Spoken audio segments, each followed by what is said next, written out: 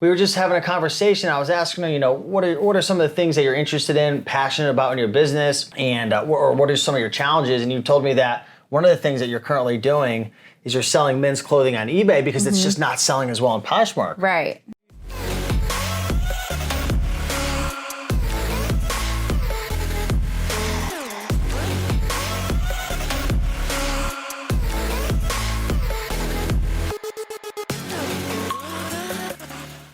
What's happening, everybody? Steve here, Raiken Profit over at RaikenProfit.com. Coming back to you with another video. In this video, we're going to be talking about selling men's clothing on eBay. Now, you might be thinking to yourself, Steve, why are you talking about selling men's clothing on eBay? You're here with Sydney L., the queen of Poshmark clothing selling. Well, we were just having a conversation. I was asking her, what are some of the things that you're interested in, passionate about in your business, and or what are some of your challenges? And you told me that one of the things that you're currently doing is you're selling men's clothing on eBay because it's just not selling as well in Poshmark. Right. So I started, I really like men's clothing because it's usually in better condition. I can just usually find it in better condition, and it's really good. It has a really good price point usually. So I find a lot of Ralph Lauren, Brooks Brothers, Vineyard Vines. I'm from the South. I love Vineyard Vines. So we have all these, classic Southern brands that I find pretty often. So, I list them on Poshmark, of course, because you can usually get more for them on Poshmark.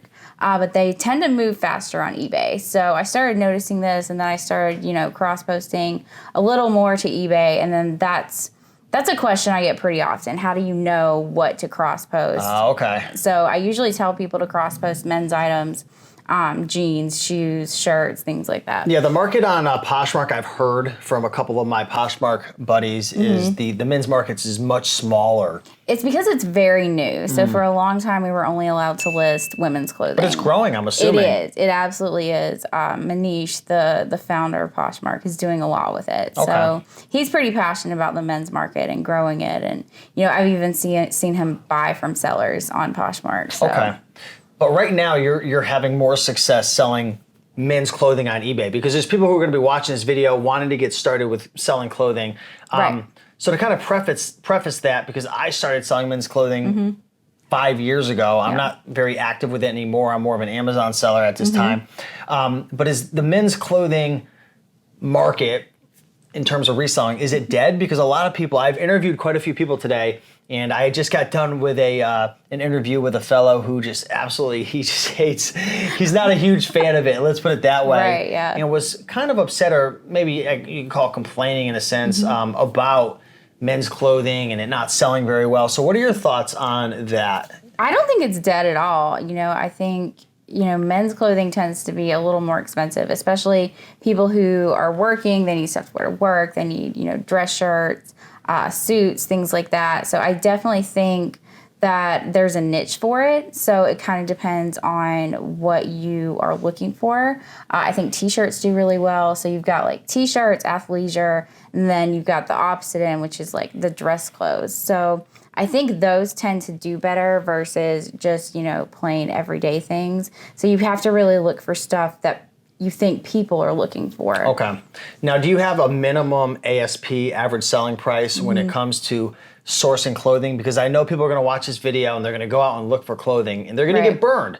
And the reason is because you're not going after the right types of items and the right selling price points. So what are your thoughts on that? I mean, I try to aim for stuff that I know is going to sell for at least $20, especially, if you are trying to buy nicer items. I source a lot at Goodwill retail. I go to the Goodwill outlet sometimes, but I prefer the retail store just because the items are usually in much better condition. So, you're going to pay a little more for those items. So I tend to gravitate more towards kind of middle of the road brands to high end versus just, mall brands for men's. So how do you know what clothing to buy and what to pass on? Are you pulling out your smartphone and looking at the sold listings? Yeah, I do sometimes comp things. And then, I've done this for 5 years now. So I've started to kind of know the brands. You get a feel for it. Yeah, you get a feel for it. And I've started to kind of learn the brands that I know will move a little faster than others. So yeah, so from your experience, what would you say is the biggest mistake that maybe you made in the past? Or I know you coach people as well and you help people. She has a YouTube channel. If you guys aren't subscribed, I'll I'll throw it on a screen. I put it in the introduction as well. But what's that biggest mistake that people really need to avoid when dealing with men's clothing? I think something that I had to really learn is I had to learn more so of what people are looking for themselves versus like trying to remove myself from my personal style. So you have to kind of remove yourself from your personal style and not get tunnel vision in terms of what you think, you know, is fashionable or not fashionable. You have to really look at trends. People are getting way into vintage clothing now. So, you know, that's not about brands. It's really about how the item looks and the overall look of the item. Yeah. So you have to really, you know, pay attention to these things. Pay attention to Instagram. Pay attention to fashion. So you have to learn, you know, what people are shopping for versus what you might buy for yourself or someone in your life. I found that with men's clothing, Sydney, the weird, unique, obscure. What's that brand called? It's not coming to my mind, but it's a golf shorts, golf pants. It's really bright and obnoxious.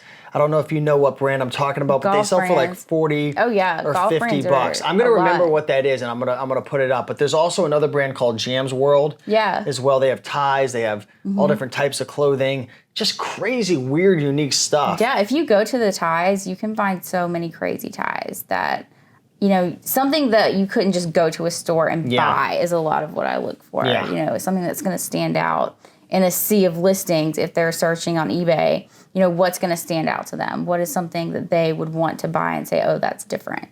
What are your thoughts when it comes to blazers, sport coats, and suits? I tend to, you know, be very picky with those things just because they're going to cost a little more at the thrift store or wherever you're sourcing. So, you know, and again, look for unique things. I found all of these crazy vineyard vines. They have really crazy prints on their suit jackets. Oh, okay. And I find those sometimes at TJ Maxx. I didn't know they had suit jackets. I don't even think I've seen it. I mean, I've seen the ties, the polos, the dress shirts, the shorts. I don't think I didn't even know. Oh yeah, at TJ Maxx I found some suit jackets. They were pretty crazy. That's a good tip right there. TJ Maxx, Ross, Marshalls, some of these stores. Ross is more for like shoes and stuff. Right, yeah. But TJ Maxx and Marshalls, you can actually do some pretty interesting things in terms of retail arbitrage, which is from store to eBay or store to Poshmark. And then the men's items I found at those stores are a little bit cheaper than the women's items in terms of getting new items. So that's always good. What are your thoughts in terms of sizes for men's clothing? Do certain sizes sell best on eBay? I definitely try to pick up the larger sizes, big and tall, things like that. Bigger the better, the 3X, the 4X. Yeah, things that are hard to find. I've sold 6XL Ralph Lauren's. Yeah, because they're expensive. So retail expensive. That's something else that I look at is the retail cost of things. Yeah. Which I feel like a lot of people look up comps to see what they're selling for. Yeah. I try to look up the retail price to see, you know, what can I sell this for compared to the retail price. And that's one of the things that we love about selling clothing. People need clothing, all right? Unfortunately, we don't live in a society where you're allowed to just walk around naked. People need clothing. So people are going to pay for it.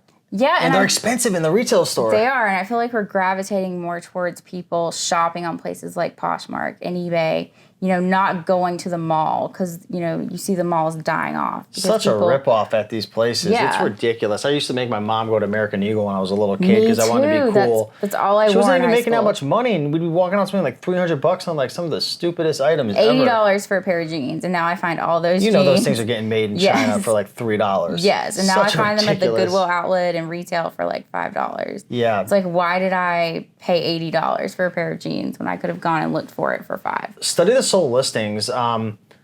There is always like something unique and obscure within every brand and style. Like, like for example, with the with like shorts and stuff. If you come across some of the older like Abercrombie or American Eagle like camo cargo shorts with the big pockets, those things could go for 60, 70, $80, like the long cargo. They're 90s, from the 90s. You know what I mean? There's just so many gems within every brand and style, and I feel like people get caught up in that as well. They'll look at Ralph Lauren or they'll look at like whatever brand, maybe even Gap. They'll say, "Oh, Gap doesn't sell very well." Some I things can promise you, if you get a Gap leather jacket, it'll probably sell. Yeah, and vintage Gap. I've sold a lot of vintage Gap stuff because people want that vintage 90s look that you can't just go to the store and buy anymore.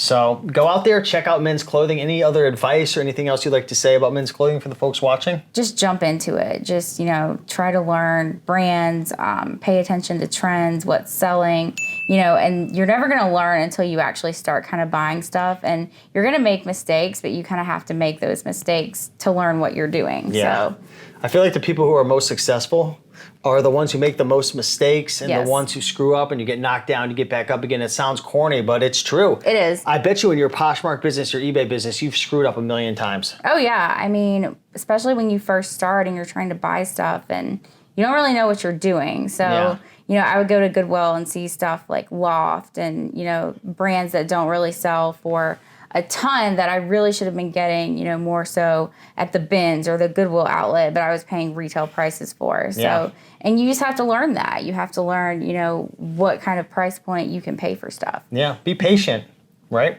Yes. It takes time, but you can definitely do it. I've done it. You've done it. We know tons of other people doing it. So if you guys want more content like this, if you want to learn about men's clothing, women's clothing, selling on eBay, Poshmark, you can check out Sydney's channel, which is Sydney L on YouTube. And then I'm Thrifting Debutante on Instagram. Yeah, she's growing rapidly. We were just looking, we met last year at eBay Open. I think it was like late July. Yeah, it was this time last year. Yeah, and you had like 2,700 subscribers. Yeah. Now you're up to almost 9,000. 9,000. So let me ask you a question. If we both come back to the eBay Open next year, you're gonna let me interview you? Yeah, absolutely. What's your goal for, put it right now, what's your goal for subscribers next year at this time? 30,000. 30,000? 30,000. All right. She said it here. All right, guys, appreciate you watching. Keep on making that money, and we'll see you in the next one. Bye. Peace.